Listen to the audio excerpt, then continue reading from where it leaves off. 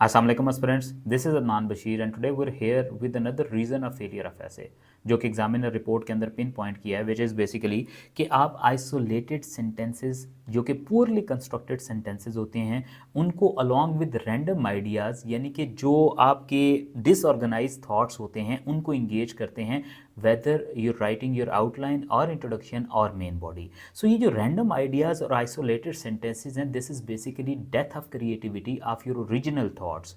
हम usually examples के through इनको मैनिफेस्ट करते हैं। आइसोलेटेड सेंटेंसेस का मतलब क्या है कि हम लोग जब फॉर एग्जांपल एक पैराग्राफ लिखने जा रहे हैं, टॉपिक हमारा है जेंडर इक्वालिटी के ऊपर, उसके अंदर हम जेंडर पे गैप के डिफरेंस के ऊपर एक पैराग्राफ लिख रहे हैं। हमने स्टार्ट किया है कि जेंडर पे गैप डिफरेंस एग्जिस्ट करता है अक्रॉस द बोर्ड। हम दूसरा सेंटेंस इसके साथ ये अटैच कर देते हैं दैट जेंडर वायलेंस भी बहुत ज़्यादा प्रिवेलेंट है हर जगह पे थर्ड वर्ड में। फिर इसके बाद हम नीचे आते हैं और हम आके ये बताना शुरू कर देते हैं कि जो जेंडर डिपेंडेंसी है ये भी बहुत ज़्यादा इन्हांस्ड होगी। अलग है बंदो, when you have a topic, when you have a whole paragraph, you need to write जिस टॉपिक के ऊपर आप सेंटेंस लिख रहे हो, जो आप चीज़ डिस्कस कर रहे हो उसी के ऊपर लिखो। आप आइसोलेटेड सेंटेंसेस यानी कि जिनका आपस के साथ पुअर कनेक्शन होता है वो इंगेज कर लेते हो। और यूजुअली कब होता है जब आपकी प्रॉपर रिटन प्रैक्टिस नहीं होती, यहाँ आपको इन डेप्थ नॉलेज नहीं होता उस टॉपिक के ऊपर, दूसरे रैंडम आइडियाज़ डिस्कस करने लग पड़ते हो। फॉर एग्जांपल वो आपसे पूछ रहा है कि जेंडर इक्वालिटी या feminism is not really a third world issue, जिसके अंदर you have to pin prove this कि it is not a third world issue. आप फेमिनिज्म की जो है वो डिफरेंट वेव्स के ऊपर डिस्कशन करना शुरू कर देते हो कि फर्स्ट वेव का बाई सेकंड थर्ड फोर्थ।